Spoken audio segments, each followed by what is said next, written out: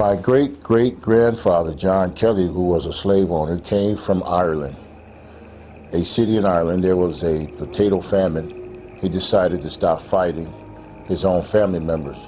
He went down to the Caribbean, and a place at that time was called Hispaniola. Hispaniola was one country, but today half of it's Dominican Republic, the other half is Haiti. He settled there in Hispaniola, the Haitian side, and he got a plantation, and he bought some slaves. Slavery was real big at that time. And one of those slaves was named Pinky. Pinky was my great-great-great-grandmother, which, believe it or not, was, I guess, from his siring, or, you know, came from him. His family became sick. His crops started to fail because there was a curse placed on him by some of the Haitian slaves. Then he decided to go into Texas. He moved into Texas, took some of the slaves with him, and when he got to Dallas, Texas, he had about 4 or 5 slaves left: Cupid, Senior, Pinky, and a few other slaves. And from there is where my father was born in 1917. My father married my mother in 1946 or so and moved to the New York area, and that's where I was born. My father didn't want any more children. At that time, it was about 6 or 7 other brothers and sisters were born before me. He told my mother he didn't want any more. So my mother said, well, I'm pregnant now, I'm not going to get rid of my child. And he said, yes, you are. He said, I already got it set up to take you to a back alley abortion clinic not far from a famous university there on the East Coast. And when my mother resisted having this abortion, he commenced to beating her and kicking her in the stomach and hitting her, trying to force the baby to come out or be stillborn. And so when that didn't work, he dragged her through the house and threw her in the car and took her down to where the abortionist was, and they were already waiting for her. They put her on the table, put her feet up in the stirrups, went inside of her with all kinds of weapons of destruction. And then they also was using types of pills and different things like that, making my mother swallow them, to try to destroy me from inside her stomach and through her womb area.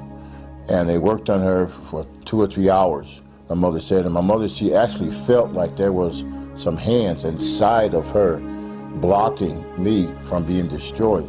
And when my father and the abortionist saw that they could not reach me, and they could not pull out any parts of my body, was trying to pull me out piece by piece, and they seen that they couldn't find me, they decided, they said, well, there's no way that she can either not be pregnant, or if she is, we're just going to leave the baby because it's too much trouble. We'll kill her in the process. And my father didn't want to kill her.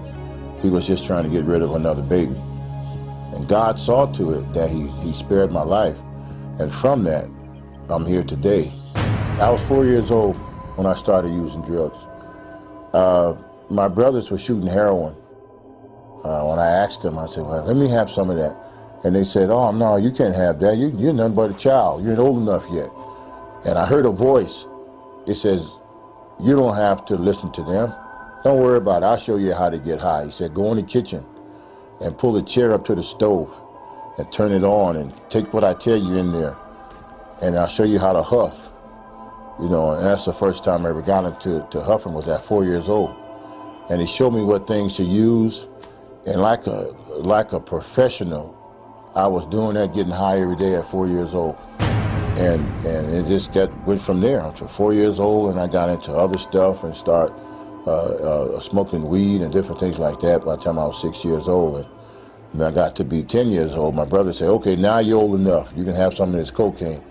And they showed me how to deal with the powdered cocaine and how to use it.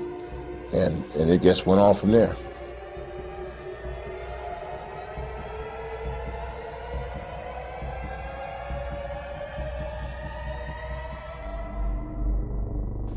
As Curtis grew older, he also realized his family was involved in voodoo, a type of witchcraft from Haiti. He also met a voodoo priestess who casted spells for love, money, and power, but for a price. The Haitian voodoo priestess, actually, she was a priestess from Haiti who lived in Brooklyn. See, everybody has a territory in witchcraft. It's just like drug dealers got a territory. Well, witches and voodoo people, they don't overlap a lot of times. They have they say there's enough customers for everybody to go around. So she worked under my dad. She would act like she was a church evangelist. She would call meetings at our house, and she would have women that come who have lost their husband, not so much lost him because of death, lost him because he left her.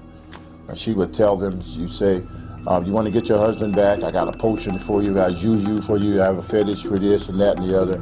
For every problem she had a solution for you. And she was teaching me how to do the very same thing. She said, you are the seventh child.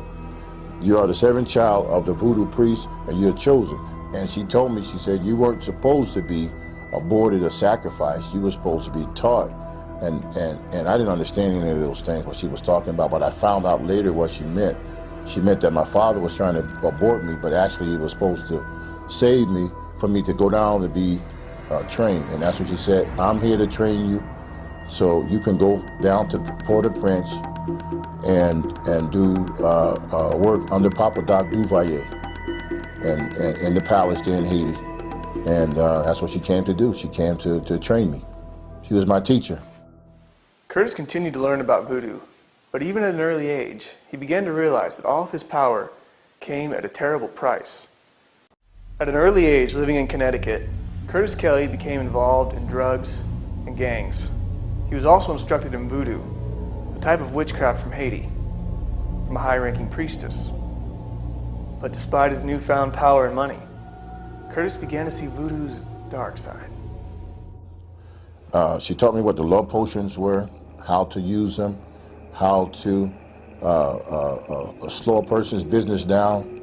As far as if you wanted to work a person over real bad with pavor nocturnus. Pavor nocturnus is a really bad thing. Night terror. She showed me how to put a person in Nemos. Nemos is to put a person in a vicious spiral that they can never get out of. And the more they pay you to cast a spell off of them, the more they get wrapped into the spell. It's called Nemo cycle. And she said, you keep a person in Nemo cycle, you'll never be broke, because they got to keep coming back to you to get another spell and another spell, get them off of that spell, another spell off of that spell. And she was really, really a wicked person, and she was into control, manipulation, and keeping the person bound and attached to her. And that's what she was teaching me. She taught me, so many things, but those were one of the main two things that she was teaching me. And she took advantage of them not having a whole lot of money and trying to get over real fast. And many of them, they were into the occult. They were not witches, but they believed that if God took too long, the occult would get it right now. They wanted that quick fix. And she was there to receive them. She's like a catcher's mitt, there to catch you, And at $20 back then was a lot of money, $20 not like it is now. That's just a tip now. But $20 back then was a lot of money, and she would charge like $20 to say you had like I said, a condition, physical condition. And what they would do with your physical condition, they didn't have the power to heal you. If you had a cramp right here, they would remove the cramp from here and they would put it down here in your knee. They would shift it. Shift it. There's witchcraft called shifting, where you can't heal, you don't have that power, but you shift. And they teach me how to shift things from here to there. I move it over here. And what you do, you get a whole lot of people together in one room, all miserable, all suffering. You charge them $20, and you don't give them all of it. You give them a piece of the information to keep them coming back. And as a child, I stood there and I watched, and I said, this lady sure can't control people. She has a very crafty way of controlling people. And many of the people that she was controlling, they went to church on a regular basis. She would say, isn't God good? Don't we praise God today? And I would stand off in the corner watching it. Isn't God good? But see, I can run up and down the stairs and see and bring her supply of witchcraft stuff. Bring me this, bring me that, and bring me my pouch of this, or bring me bring me my oil, bring me this. And I would bring this to her, and the people would give her the money And she would give them this pouch, and they would go home, and I've watched husband after husband, boyfriend after boyfriend come back because as usual, she was using. One day, the voodoo priestess showed young Curtis a doll, which had some paranormal powers. Remember back in those days where you pulled the string and the doll would talk? Well, she didn't have to pull the string for her doll to talk. The doll would just talk to her, and she would talk back to the doll.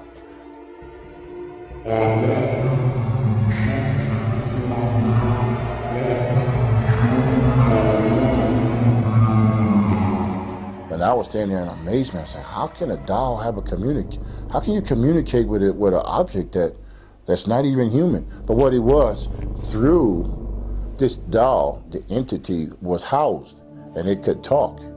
Okay, it's a spirit that goes inside of an inanimate object and could actually communicate. It can spin his head around, it can flap his eyes, it can move his mouth. But when you go to approach it, it just sits there. It'll just sit there and not move. But when she talked to it, it communicated.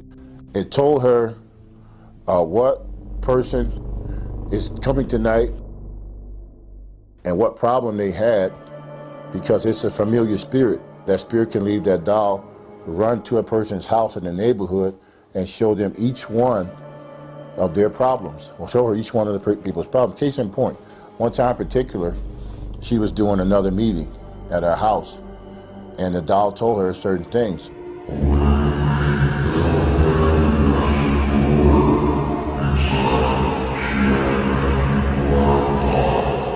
And so at the meeting, I was there with her, and she says, praise the Lord, I'm glad you're all here today. She said, you right there, lady, right there. She said, you have a dresser drawer in your house. And inside of that dresser drawer, you have this, that, and she itemized everything that was in her dresser drawer and never been to her house. Now, most people go to church and say, oh, that's the spirit of prophecy, hallelujah. She started hallelujah and going on, and I was there like a child like this. Okay. Lady, if you only knew, this is witchcraft, this is sorcery, that's a voodoo priestess there. And you know what? It wasn't free. The offering would grow then.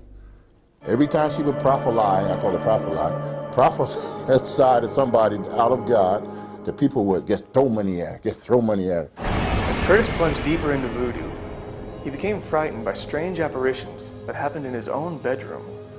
The voodoo priestess came into my room and set up all her fetishes and paraphernalia in my room. And when she did that, then those things started coming through the floor. They started I would have things run through my room, and I would see them running through my room about this big, chasing and running. And one particular time, I was asleep, and all of her stuff was on my desk. This stuff, these powders and all kinds of things, and parts of animals and hair and fingernails and all those things. That's why you got to be very careful who you give your hair and fingernails to. Seriously. They say, I want to collect your fingernails. Why you want to collect my fingernails? Oh, I gotta do something. That's okay. Oh, I want to get a lock of your hair. Why you want a lock of my hair for? Oh, I just want to, why you want a lock of my hair?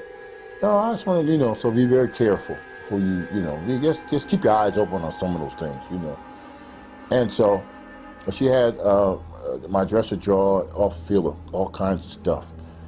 And one day I was laying down and I heard something shaking under my bed. I said, what in the world is that shaking under here? So I woke up all the way and I turned the lights on. I said, what can this be shaking under my bed? What is this? So I looked under the bed, and then I saw my dad. I said, Dad, what you doing under this bed? What's going on? To myself, I said, you sort of old to be playing these kind of games. It's late, go downstairs and go to sleep. He didn't say anything, just got a grin on his face like this. But his skin tone was green and he was all scaly. And I had never seen anything like this before. I said, Dad, what kind of stuff is this? And then he came out from under the bed, and the more he came up, he had the top torso part of him, but the bottom of him was like a fish's body. Green scales like a fish, And he came up and he smiled at me and he laughed at me. And then he did one of these numbers and dived and went right through the floor. And at that time, I freaked out. I said, oh my God, this lady is really, she's turned this room into a horrible place. And I got up and I was so scared. I said, oh my God, what is this? Wow, what is this? Wow, I didn't know this was all involved with this voodoo stuff. And as I was sitting here on the edge of the bed with the light on, I heard something in the closet. And I said, oh, now what is this in the closet? I opened the closet door, and there's about 2 or 3 little imps running, just running. And they ran right through the wall.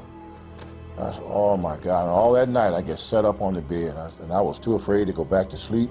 I didn't know what to do. And I said, my God. I said, wow, what am I into? And then that next day or so, she came back. She didn't stay with us all the time. She would go to New York and come back, go to New York and come back, which was only like a half an hour drive where we lived. And she said, this is what she told me. She said, you know, you're a chosen vessel, that you're a Haitian. I didn't know anything about Haiti at that time, only 6 or 7 years old. She said, you're a chosen vessel and you're going down to the palace with Papa Doc. So I didn't know Papa Doc from Hippity Hop. I didn't know what it was. Curtis Kelly learned voodoo from an early age. But as he gained money and power, an evil demon asked him to pay the ultimate price. Well, I know there's one. It's called Big Face. This is a very serious thing because it makes you, this spirit, this ghost spirit thing, or called Big Face. It'll make you an offer. His job is to make you an offer to sell your soul outright to the devil. Sell your soul outright. So you could be around the perimeter, messing around with certain things, and witchcraft and voodoo and Obeya, Santeria and stuff like that. You can be on the perimeter. But they want you in wholeheartedly, all the way in. They don't want you just playing around. They want you all the way in. And they'll send certain spirits out there to do it. And this was one of those spirits. And it said, come into the closet. And I went in the closet like he told me. He said, shut the door. Now I had to move some of the clothes around the closet, hanging up on the hangers, and shoes in the way, of course, like closets are. And it says, join us. Join us. Bring your whole self into this. And I said, I thought I was already in it. Didn't you just see what I saw the other day, climbing up and jumping, stuff running through the closet? I thought I was already in it all the way. He said, join us. He said, give us your whole self. I said, how in the world can I give you my whole self? I'm just a child. I don't know anything about giving my whole. He said, say these words, and then you can join us full-fledged all the way. And then when he said that, all the clothes disappeared. The clothes in the closet disappeared. The shirts disappeared. The shoes, everything disappeared. In this closet became like I was standing out in space with the stars. There was no floor. I was standing right there. The floor disappeared, and I'm standing there, and it was just myself and that spirit face to face.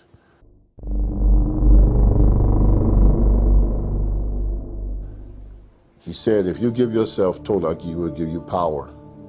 You'll have money. You'll have all the girls in the neighborhood plus. You'll have so much power that the politicians will respect you. The government will respect you. And you'll be able to go through walls. You'll be able to go into the bank and grab all the money you want and come right back to the wall. All you have to do is say yes. Give yourself to us totally. That God, that thing you heard of God, he's no good. He can't help you anyway. If he could have, he would have stopped us a long time ago. So that's showing you, you give yourself to us and we'll take care of you. And I stood there face to face with that thing, and it seemed like I heard another voice, a teeny tiny little voice, about the size of an ant almost. It said, don't do it. Don't do it. Don't do it. Don't say yes. Don't do it. And I didn't know who that voice was. I had never heard it before. But it said, don't do it. Don't do it. Don't do it. And that big face thing, that big spirit with that big ugly face, it was trying to show me, it showed me a vision of money and power and all of these different things, but that little voice said, don't do it. Don't do it. Then I said, no, I started doing like this. No, thank you. I'm gonna stay right like I am. I'm not coming headlong into this like you talking about. And they start screaming, why? Come do it. We'll give you everything you want. And I said, no. When I said no, the floor came back, the clothes in the closet came back. I opened that closet door, and I said, my God, what is going on here? And I never listened to that thing again. Because what it does, if you say yes, you sign that 10-year contract, or you sign a 20-year contract and agreement with them, it'd be like most people that you see that's getting involved with it. The 10th year, they come get you.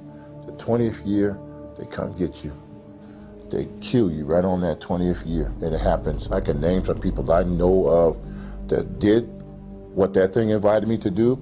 They got the richest fast. They got famous on television. They became famous rock stars. They became famous actors and actresses. And after that 10-year contract or that 20 years, they died right in that same month, day, and week, and second that they signed off. I was in some very, very evil stuff, but I was too deep into it at that point to get out. Curtis Kelly, as a young boy growing up in the New York area, became entangled in a web of voodoo. He was trained by a voodoo priestess and told he would be taken to meet the president of Haiti for additional training. But he realized the voodoo woman was robbing his neighbors by selling them false cures for their illnesses. He was tormented by demons at night who appeared to him in many forms. Finally, one particular demon offered him power, money, and women if he would be willing to give himself completely to these evil forces. He said no, but the battle was far from over. Okay, the waster spirit. The waster spirit is exactly what it is. It's a spirit that's job is to make you waste away a little bit at a time every day. Its job is to cause a lot of fear. The fear of being in a house by yourself, fear of turning the lights off, fear of flying on an airplane, fear that different things are going to happen to you, fear that you're going to go broke. It torments you constantly. Like one famous actress said, the reason why she works so hard because she's afraid of going broke, and she's tormented with that idea. So if you're tormented in public, you're tormented in private. It won't just attack you outside. It starts in your house. They love to hang out in closets and under beds, and their main target a lot of times is children. They love to torment children. And I tell parents all the time, if your child say they see something in the room, don't beat them down. Just go in there and see. You know, let the waster spirit, this actual spirit, let them know that this child is not alone anymore. Now the child got some help. Go in there. If you're born again, spirit-filled Christian, take your bottle of blessed oil and anoint the threshold of that room. Just like Moses did the death angel. It's not the death angel, but it still torments. The death angel, you know, that came to do away with you. What this thing does to slowly pick at you until you are nothing but just a bag of torment. If the wind blows too hard, you'll say, what is that? What is that? That's the job of the waster spirit. It does what it says. It comes to waste it away. It's in the bed. It's in the closet. And it's also known around the world as the boogeyman. That's his name, which comes from the Caribbean islands, the bogey. They used to call it the bogeyman. And children who were bad, they used to be threatened by the parents to say, if you don't be good, you know, they would say, Mom, if you don't be good, Mom, Mama's going to take the boogeyman after you, Mom. You know, that's in the Caribbean. And children would be afraid, but by the time they got to America, it went from boggy to boogie. You know, and it is a spirit, and children are tormented by it. And then people call the waster spirit in the church. Many church people have the waster spirit to where they can't sleep at night. They're tormented. It takes your sleep away from you. It'll actually take your sleep. You wake up in the middle of the night over and over again because you're under attack of the waster spirit. Say over in Europe, in some parts of Europe, they call it tantu. It means household ruler. And when a person dies, and this is where this thing is so creepy. When a person dies, especially the man or the father, what the waster spirit would do, it would take on the appearance of that person, and it would walk through the house, and then you would feel your bed go down. You would feel the room always cracking, pops, and like doors closing when nobody's in the house. That's the waster spirit, and it just looks like the face of a ugly person. Sometimes gray in appearance, sometimes brownish appearance, big ugly cold eyes that never look to the left or right but stare straight ahead. Even though he knows you're right here, if you see him, he'll just stand straight ahead, like disregarding you being there. Even there, he's there to torment you, but he's not paying you no attention because to him, you're not nothing. He's just coming to destroy you. You're in his house. He's going to look right at you. I've seen him face to face. I've talked to this spirit from time to time. It's very big hand. One finger is as big as both of my fingers put together on one hand. They're very big. I was even touched by them as a child. Told me I was supposed to do certain things for him. It's an actual spirit. It slides in sometimes like it's got broken feet. You'll see it here sliding in the middle of the night, and you can feel it in the closet. You can feel radiation from it. That's why fear is nothing without the presence of it. That like radiation that comes off of a spirit, that's the part that torments you. That's the Bible said, fear has torment. That's the part that torments you. If you don't feel it on your natural body, big deal, hasn't done anything to you. You can laugh at it, but what it does, it knows that it radiates a type of radiation that burns, it makes you feel bad, you feel a horrible feeling, and then it'll have black spots in the ceiling. It'll be like clouds over clouds. That's when you know that waster spirit is in your house, and there's millions of people around the world who are tormented every day by a waster spirit. They can see its actual look, like the face level of a man, because these are fallen spirits, they're fallen angels. You know, and they have an appearance like some of them have a male actual appearance. It look like a man with the eyes, nose, and mouth. But God has not given us that spirit of fear, but power, love, and a sound mind. And they love secrecy. They love it. They love for you never tell anybody that you're tormented. Don't say anything. Nobody's going to believe you. See, and that person that you want to tell, he may be tormented too. See, so there may be three of you tormented in the same room, but he said, don't tell, because he doesn't want to be brought to the light. They hate the light. Any kind of light, they hate it. They hate it. They actually hate it. And that's why they don't want you to turn on any lights up as far as knowledge of people knowing that they exist, or the house light. They don't want it. Curtis Kelly used voodoo to his advantage, but was also attacked by the same demons which gave him money and power.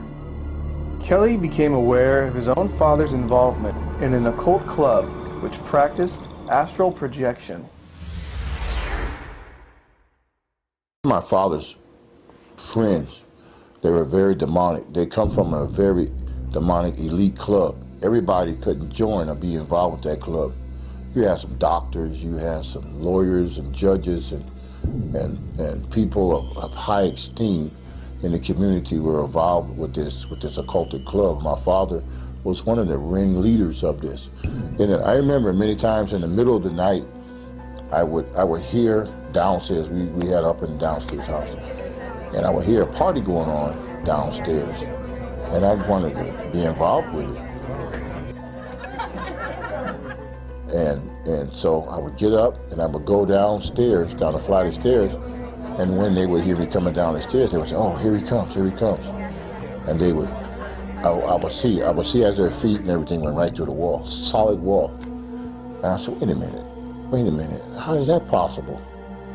And so they would come back again, and so I said, okay, I'm going to sneak down there and see who these people are. And then my father would be entertaining them, and they would be partying, smoking, drinking, laughing, making all kinds of noise. But when they would hear I'm getting close, they would say, "Oh, here we come."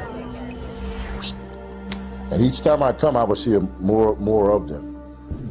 And they could actually just come right to the wall.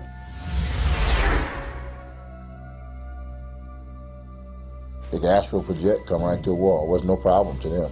Now, be it in their physical body or spiritual form, I'm not quite sure, but I know they can do it. And there's many people out there that can still do that. To the demonic realm. That's what those people were.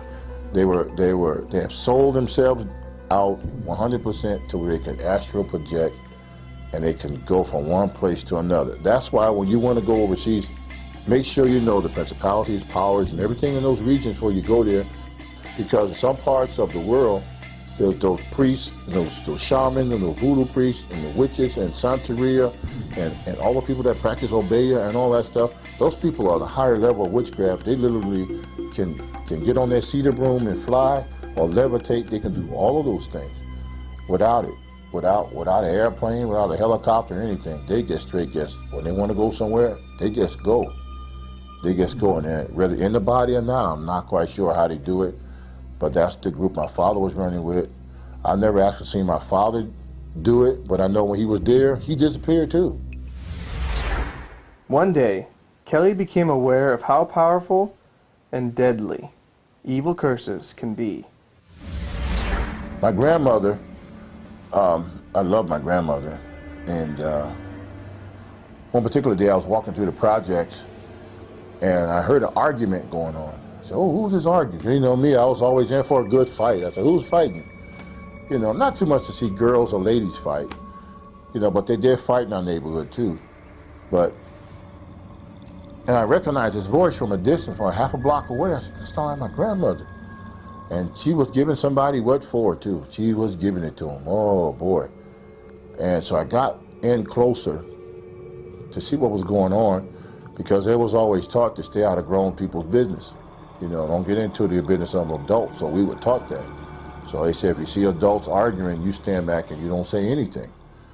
You know, so I did. I just stood back in the back a little bit as they were going forth. And there was a man there. He was saying something to my grandmother. I had never seen this man before. I didn't know who he was, because I thought I knew everybody. There's 5,000 families in the projects, and I knew everybody between New York and Connecticut. So I figured, no, I knew everybody. I didn't know who this guy was, arguing with my grandmother. So I didn't say anything, and I just stood back and watched. And they were going at it. I mean, they were going at it. My grandmother was little, but boy, she was holding her ground with this guy.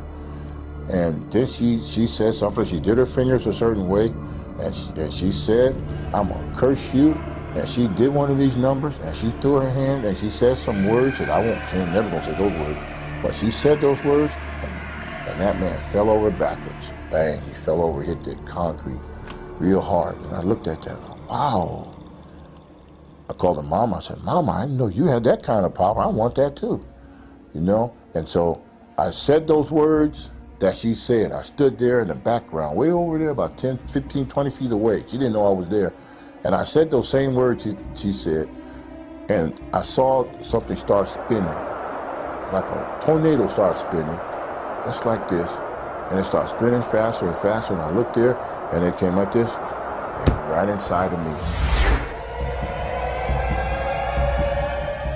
And I said, oh my God, what did I do? And then something was inside, it was still kept spinning inside of me. And I got so scared, I ran in the house, wasn't that far from my house.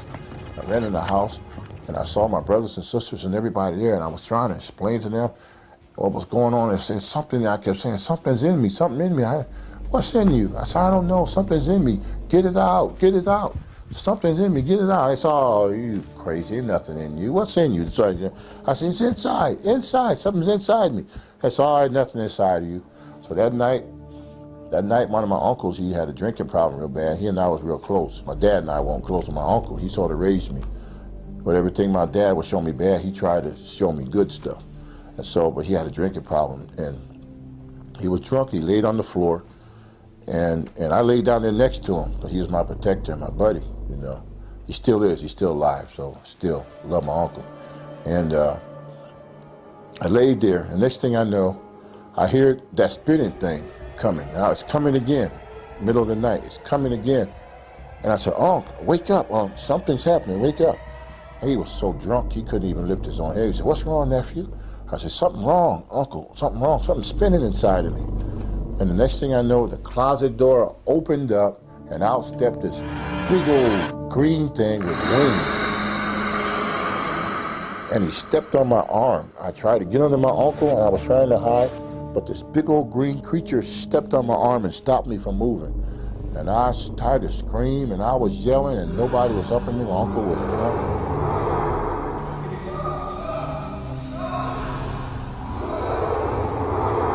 That started a whole new thing from those words my grandmother was doing, putting the curse. When the Bible says bless and curse not, because when you cursing, you be cursed at the same time. A lot of people don't know that. It's better not to curse and forgive than to try to repay cursing for cursing, because when you curse, it comes right back on you automatically, because what you've done, you open the door. When it came to curses, Kelly didn't hesitate to use them, even on his own friends. The Davis brothers went to a revival meeting, and we were friends, and I didn't like the idea that they went to church, because after all I'd been through, the church was an enemy.